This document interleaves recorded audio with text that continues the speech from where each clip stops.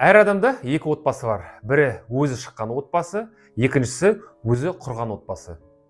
Өзің құрған отбасыңды шыққан отбасыңнан бұзуға ешқашан жол берме. Өзің құрған отбасың әлде қайда маңызды.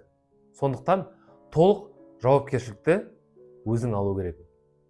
Оған ешкімнің тіпті ата-ананың да араласуына және оны бұзуына рұқсат берме.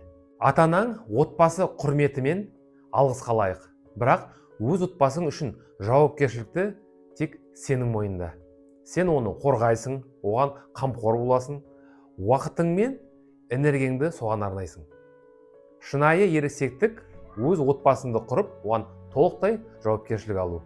Егер сен отбасыңды қорғауға дайын болсаң, тіпті ата-анаңның ықпалынан да сақтай аласың. Бұл сенің нағыз ересек, жетілген тұлға екеніңді білдіреді.